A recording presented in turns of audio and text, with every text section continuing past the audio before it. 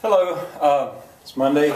I'm going on, this is the 75th day, first video. I'm going on with giving you terms of verse. Tomorrow I'll start to show you how you can actually try to write verse. I want to clear some things up. I made some mistakes. I looked at my video at one point. I said I should make an ellipsis. What I meant was a colon. I didn't write ellipsis down because I wasn't positive how to spell it. An ellipsis is 3 dots. A colon is that, and that's what I meant to say. Another thing, you know, I catch these mistakes when I look. I was talking about spondaic feet, pyrrhic feet. A pyrrhic foot is weak. A spondaic foot, I think, is strong, or else it's strong. In Bob Dylan's song, "Put on short pants, learn to dance," those are spondaic. They're not as important. I gave you the ones that are really important. Now, another thing before I get into this looks like an awful lot, but it really isn't that much. One of the things I like to do with my class is to show kids that the beat really is there. I'll usually have some kid can name this ditty, this silly little, I should put down ditty as a genre here. A ditty is a silly little example of verse, not meant to be taken seriously. But if I go like this, if you listen to the chalk, you might be able to recognize what this is.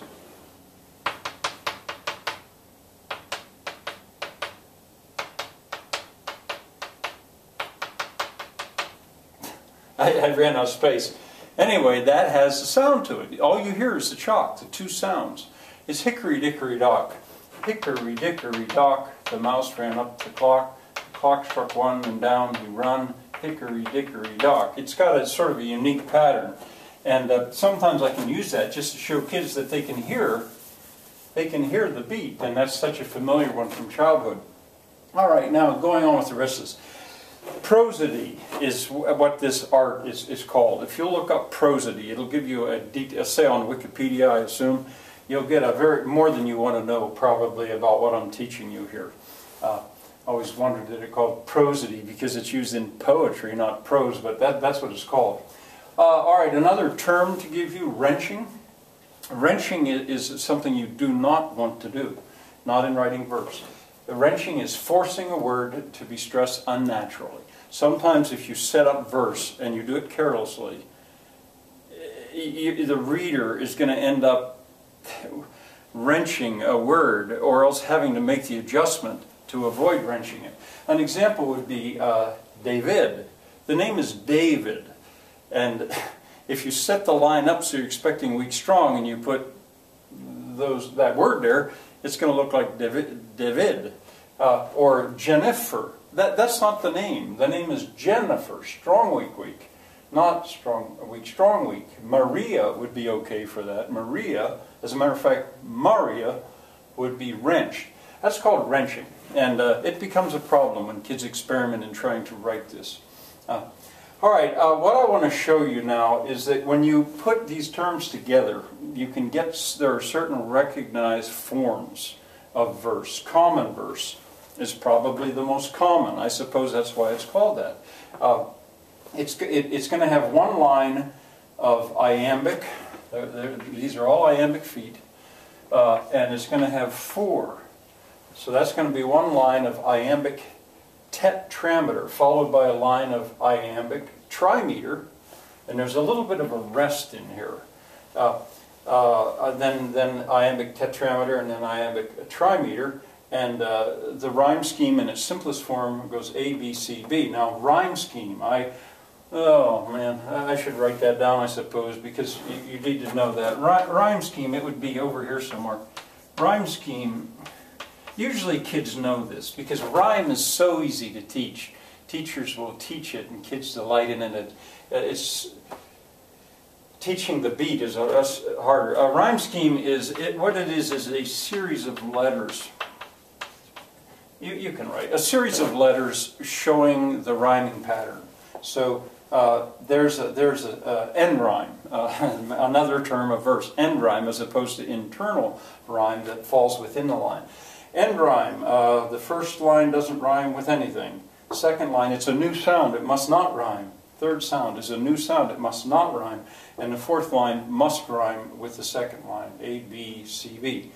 Sometimes you'll see A, B in common verse. That's quite common too. O Mary had a little lamb. Its fleece was white as snow. And everywhere that Mary went, the lamb was sure to go. That's an example of common verse, very well known. Now that's a childhood ditty, and you might think silly, but here's a patriotic song in the United States. O beautiful for spacious skies, for amber waves of grain, for purple mountains' majesty, above the fruited plain. You see these rhyme. A perfectly wonderful narrative poem, very famous, called The Rime of the Ancient Mariner, starts with these words. It was an ancient mariner, and he stoppeth one of three. By thy long grey beard and glittering eye, now wherefore stopp'st thou me? It was an ancient mariner, and he stopped with one of three. By thy long grey beard and glittering eye, now wherefore stopp'st thou me? Now it's got extra wheat beats in there, a little anapestic foot. And at some point I needed to tell you that you can get away with that to a certain extent as long as you have the right number of strong beats. Well, the Rime of the Ancient Mariner, the whole thing, and it takes, oh boy, it probably takes a half hour, 45 minutes to read the whole thing. It's in common verse, the whole thing. A limerick is a particular genre. It's a very remarkable. There's the way it goes. It's going to have 2 lines with 3 strong beats. It's not always. It can be iambic or anapestic. Then followed by 2 lines that rhyme that are shorter. They can only have 2, and then the last line goes back to 3. And this should not be C. This should be A. So a tutor who tooted a flute. A tutor who tooted a flute tried to tutor 2 tutors to toot. Said the two to the tutor, is it harder to toot or to tutor 2 tutors to toot? I quoted that earlier when I told you about the day I tried to get elementary kids interested in Baroque music. All right, rhyme scheme, I told you about that. Now, there's a form called heroic couplets where you just go along 5 beats per line, usually iambic pentameter, and they're in couplets. Couplets, it would go A, B, B, C, C, D, D, like rap does, except 5 beats per line and iambic. Many long poems are told in heroic couplets. Iambic tetrameter is very common and very easy. And on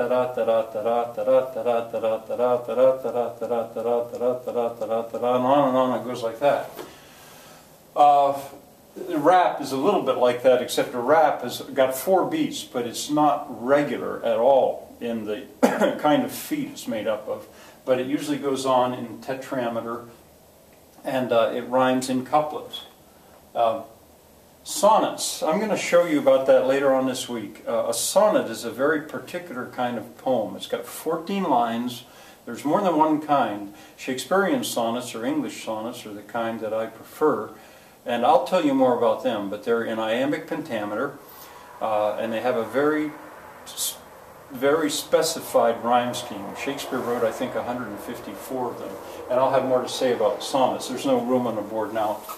And then Spenserian stanzas. Spenserian stanzas are very hard to write. And yet I have had students write many of them, and I have written many of them. And I'll be showing you them later on this week too. Well, I think that takes care of terms of verse for today, and tomorrow I'll actually show you how you can go about writing some of your own verse, or at least trying to.